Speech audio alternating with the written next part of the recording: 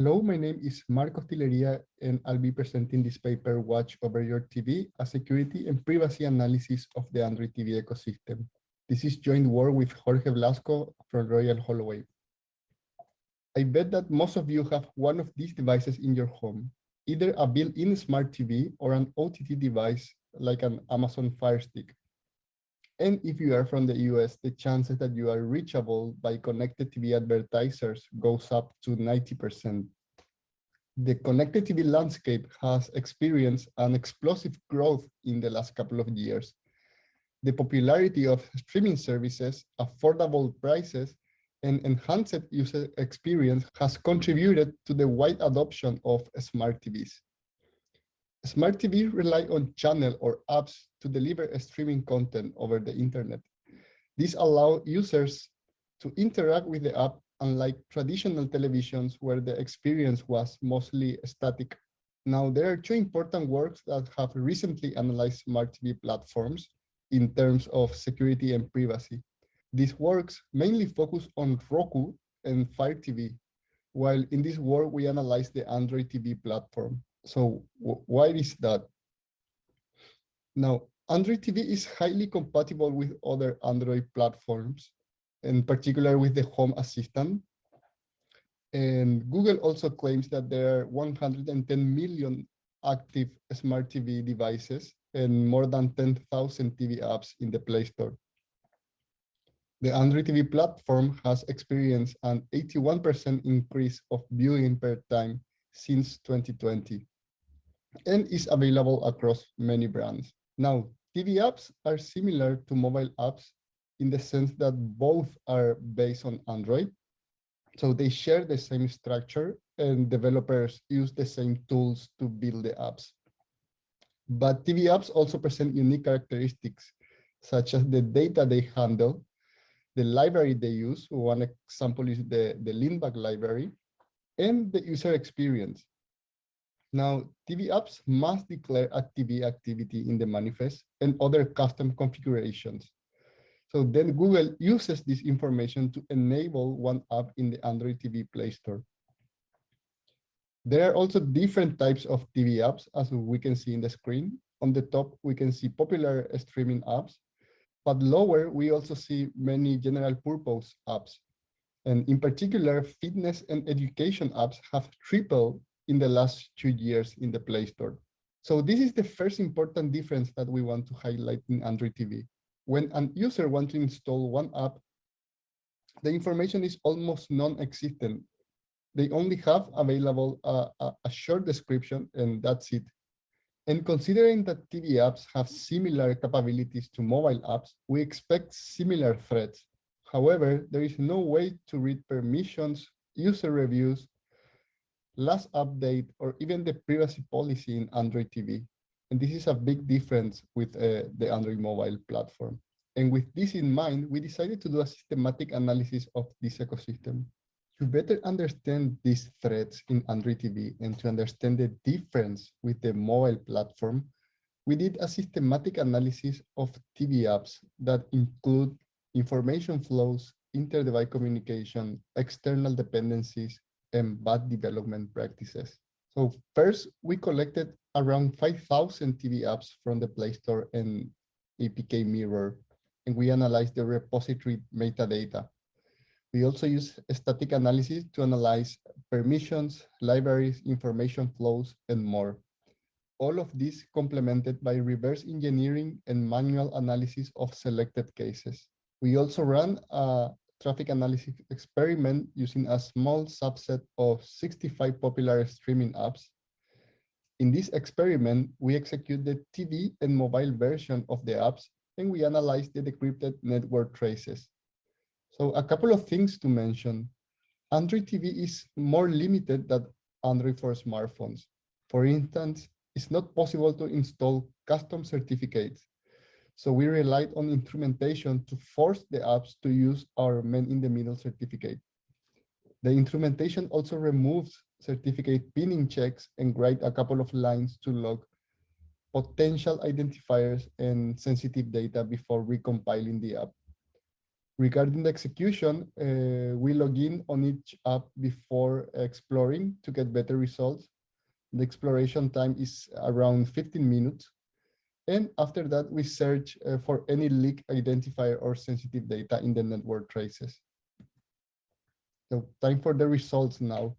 Due to time limitation, it is not possible to show all our findings here. So I encourage the audience to read the paper for a better understanding of the problem we found in Android TV. Our static analysis results show potential sensitive data exfiltration in more than 70% of the apps. If we look only at TV streaming apps, this number goes up to 83%. Most sources are reading static identifiers. In contrast, sources from Google Ads identifier library, which provide resettable identifiers, are almost non-existent. The results also show many streaming libraries potentially collecting sensitive data. Some libraries even mention in their website their invasive behavior, such as the collection of installed applications and constantly scanning networks. One example is Bisbee, that claims the possession of a graph of available devices across millions of homes in which they can distinguish between private homes and public places. These results show potential invasive behavior. Now the question is, can we confirm this finding with our traffic analysis experiment? And the answer to a large extent is yes. We can see in this slide the figure of contacted domains and traffic analysis results. So we first classify traffic to first-party content delivery networks and trackers. And it is already clear from the plot that traffic to trackers are quite prevalent. With this classification in mind, we consider that a data leak represents a privacy issue if the destination is a tracker.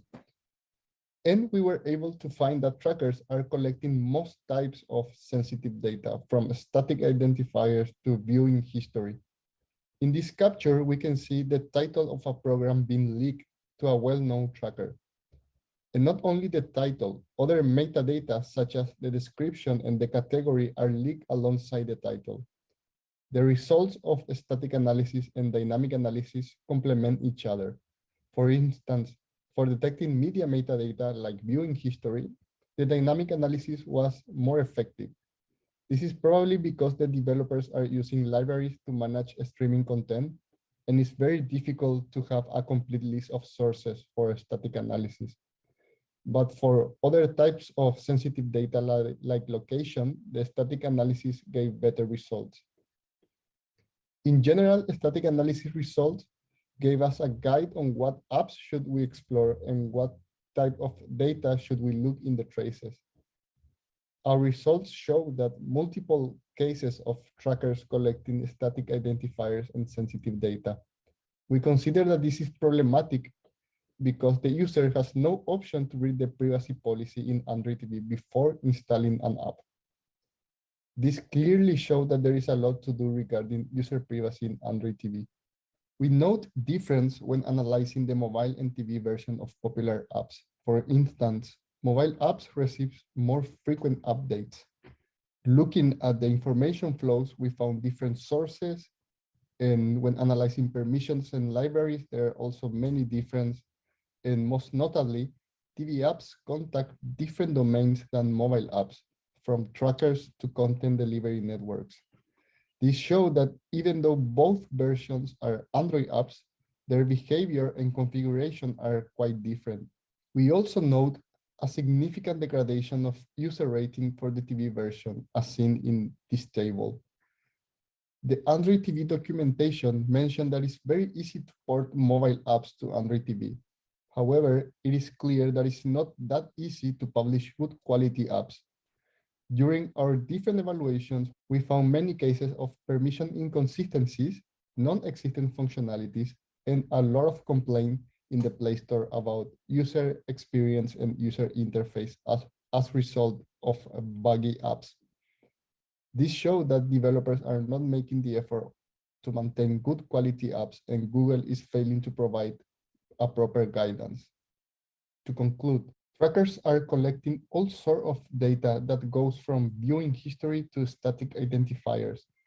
And this not only means the ability to track behavior across apps, but also means that the new Google policy of restricting advertising IDs will have limited impact in the Android TV ecosystem. Also, porting mobile apps to Android TV generates problems that are not being considered properly, neither by the developers nor by Google. As recommendation to improve the ecosystem, we suggest a more privacy-aware user interface that allows Android TV users to review permissions and privacy policy before installing apps, and better guidelines for TV apps developers to port mobile apps to Android TV. Thank you very much. You can find the link of the repository in the slide, and now I'm open to questions.